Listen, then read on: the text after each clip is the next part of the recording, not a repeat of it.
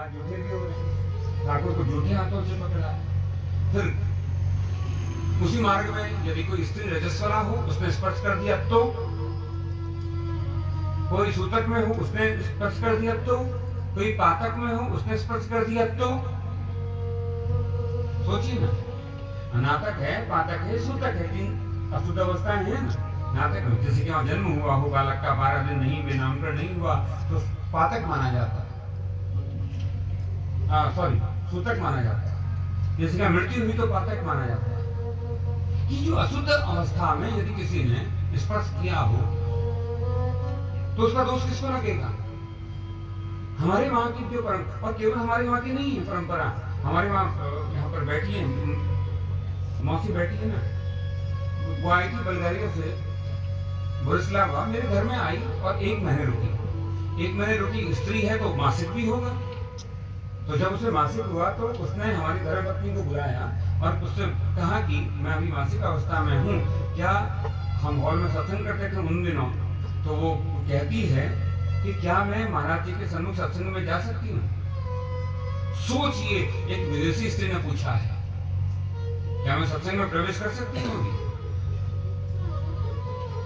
तो इसका मतलब है कि रजस्वला काल का जो उसमें छुआछूत का भेद है वो विदेश में भी है। वहां चर्च में प्रवेश नहीं करती है माताएं, वहां बहनें चर्च में नहीं जाती। ये बड़े भारतीय विचार नहीं कि हम इसे कुविचार कहें कि हमारे वहां थोड़ी मर्यादाएं तो हैं कि देवस्थान में नहीं जाते हैं, तीर्थ में नहीं जाते हैं, मंदिर में नहीं जाते हैं। तो स्त्री, उसके पास निश्चित निसंदेह सृजन की शक्ति है। स्त्री के पास जन्मजात द्विजत्व होता है और दूसरे को जन्म देने की सामर्थ्य स्त्री में ही है। परमात्मा के सिवा, गुरु के सिवा और स्त्री के सिवा किसी अन्य में ये सामर्थ्य नहीं है। तो चौथे हैं पक्षी। हाँ, पक्षी के पास द्विजत्व होता है जन्मजात। जैसे कथा के वक्ता पक्षी होते हैं, सुखदेव पक्षी सुख रूप में है, काकभूषण कौवे के रूप में है। कथा के जो प्रसिद्ध कथाएं हैं उनके प्रसिद्ध वक्ता कौन हुए? काकभूषण पक्षी है, सुखदेव पक्षी है। तो पक्षी, स्त्री, गुरु और परमात्मा, इन चारों के पास ही किसी दूसरे को जन्म देने की सामर्थ्य है। द्विजत्व होता है इनके पास जन्मजात। स्त्री के पास निश्चित सृजन शक्ति है, किंतु मासिक काल में ऊर्जा का पतन हो रहा होता है।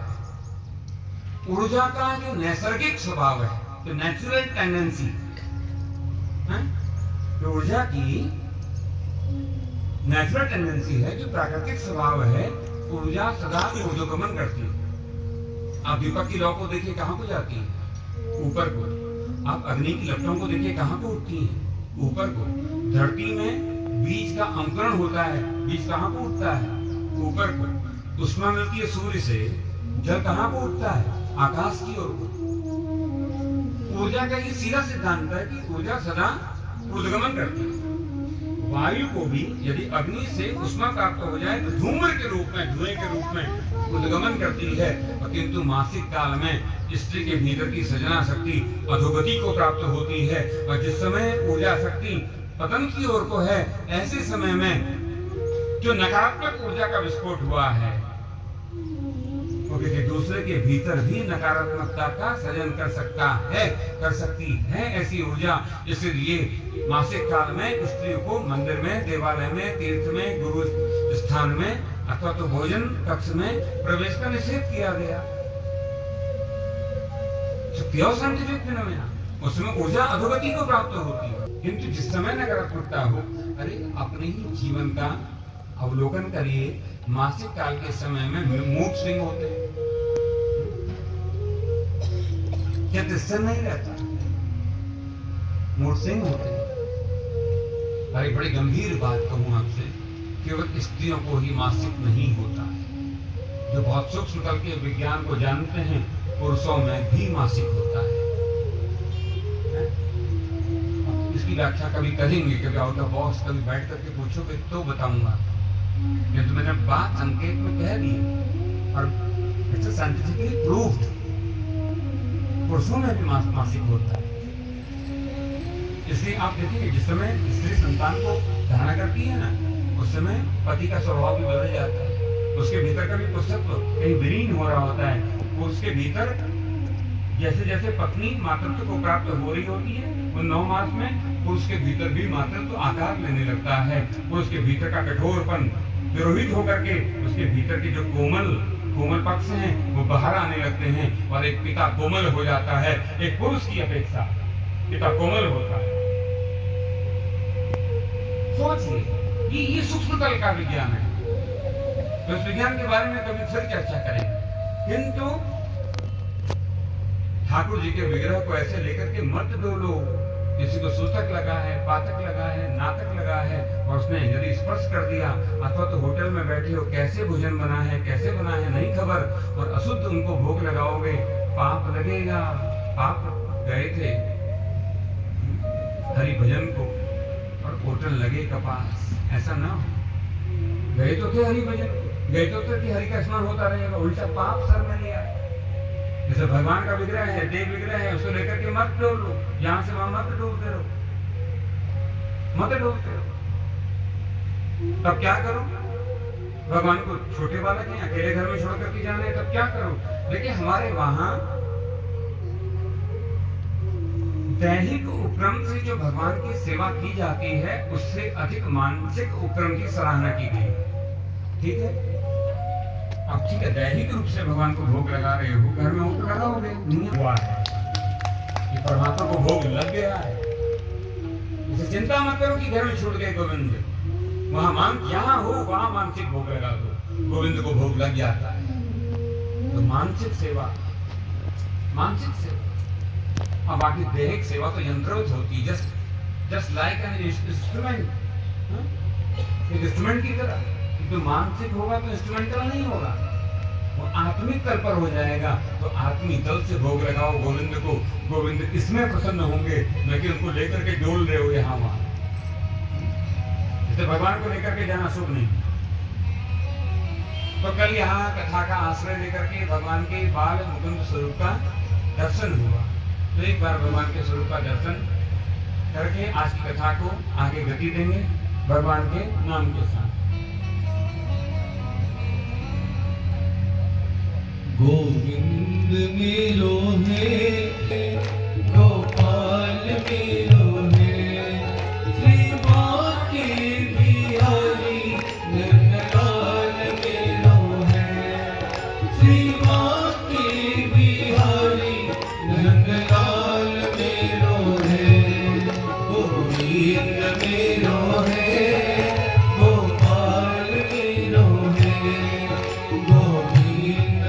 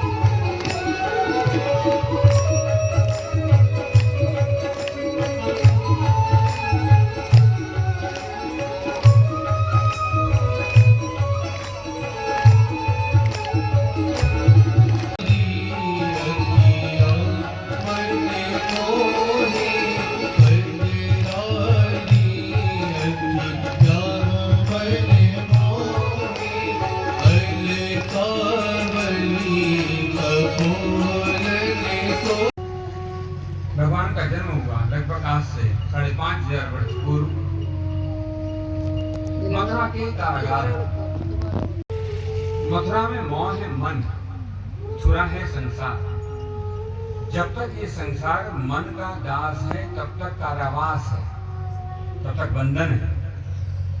और उसी मन में मथुरा में कंस जैसी चित्रवृत्ति हो कंस कहते हैं अहंकार को, अभिमान को। और अभिमान क्या है?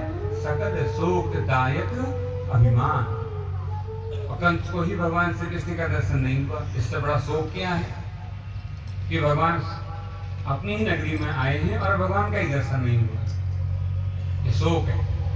अपनी ही नगरी में कथा हो रही हो और हम ही नहीं जा पाते। अपने पड़ोस में कथा होती है, पड़ोसी नहीं जा पाते। इससे बड़ा शोक क्या है? तो मथुरा है मौका मन का थुरा, मोह है मन। उसमें चित्तवृत्ति कंस जैसी हो तो कृष्ण को प्राप्त नहीं कर पाती, किंतु इसी में चित्तवृत्ति देवकी और वसुदेव जैसी हो जाए तो कृष्ण गोद में आ जाते हैं। तो किसको मिले? देवकी को, वसुदेव। और वहां नंद भवन में नंद बाबा को, यशोदा को। और पांचवी है गोपियां। इनके सिवा कृष्ण किसी को नहीं मिलते। ये 5 जन हैं जिनको कृष्ण मिले। ये 5 लोग हैं जिनको कृष्ण मिलते हैं। देवकी, वसुदेव, नंद, यशोदा और गोपियां। अच्छा, इन्हीं 5 लोगों को क्यों मिलते हैं? इन्हीं 5 लोगों को कृष्ण इसलिए मिलते हैं क्योंकि ये 5 के 5 के नाम का दर्शन करें, इनके नाम के अर्थ को जाने। तो ये 5 के 5 लोग देने वाले हैं जिन्होंने जगत में जो भी दिया है, शुभ विचार, धन, अपना मन, भगवान को जिसने जो भी अर्पण किया है, जो देने की भूमिका में है, उसे ही कृष्ण मिलते हैं। पकड़ने वाले को कभी कृष्ण नहीं मिलते। पकड़ने वाले चुप जाते हैं।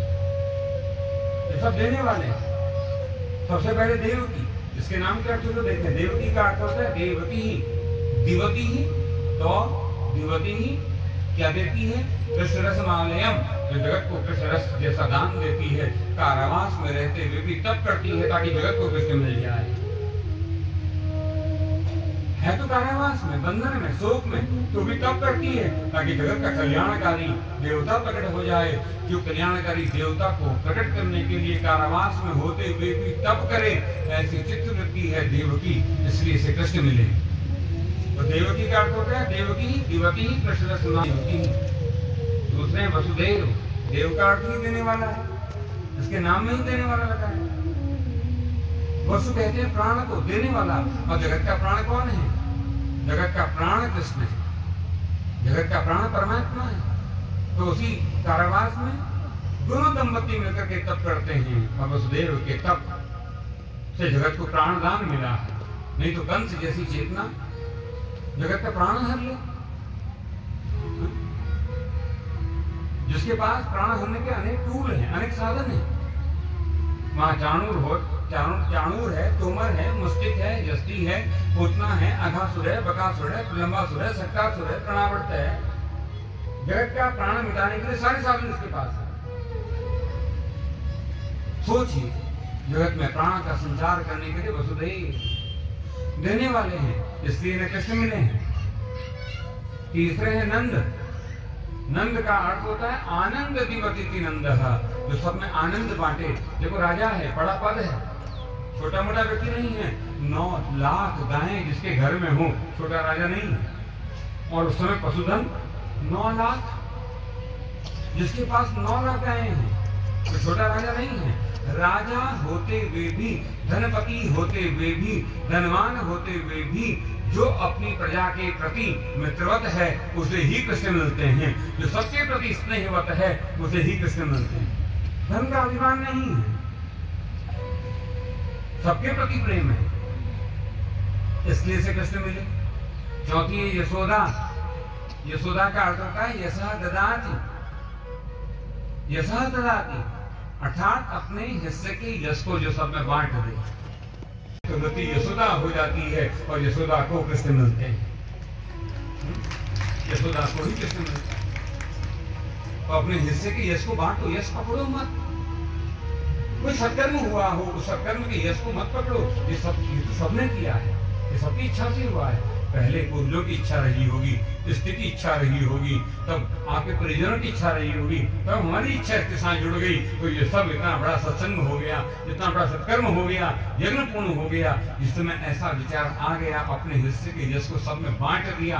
सब इतना अब स्टेट ऑफ माइंड हो गया है यशोदा, इसे कृष्ण मिल जाएगा, इसे ही कृष्ण मिलता है। 5वीं है गोपियां। और गोपी नाम से तो लगता है कि कोई स्त्री होगी, गोपी कोई स्त्री नहीं है। गोपी कोई स्त्री नहीं है, गोपी कोई पुरुष भी नहीं है।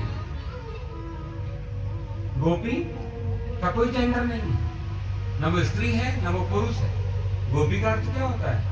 गोपी का अर्थ है गोपी ही पिबती ही कृष्ण रस महालयम, जो प्रतिक्षण कृष्ण रस का पान करे वो गोपी है।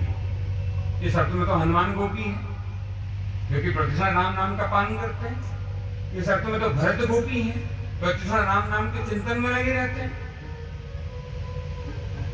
सोचिए, और दो के दो पुरुष है, हनुमान पुरुष है, भरत पुरुष है। तो गोपी कोई स्त्री नहीं है, गोपी कोई पुरुष भी नहीं है। चित्त की ऐसी अवस्था जो प्रतिक्षण भगवान नाम के रसपान में लग गई हो, भगवान के नाम रस का जो निरंतर पान करता हो, ऐसा व्यक्तित्व ही गोपी है।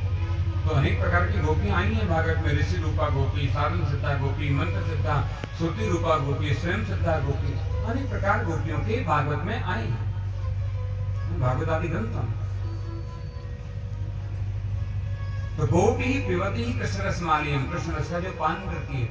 अच्छा, न केवल पान करती है वरन बांटती भी है सब में। कृष्ण रस को बंटवारा भी करती है सब में, जितना मिला है उतना बांटती है। और ये कि ऐसा रस है जितना बांटोगे उतना बढ़ता जाता है, उतना बढ़ता जाता है, उतना बढ़ता जाता है।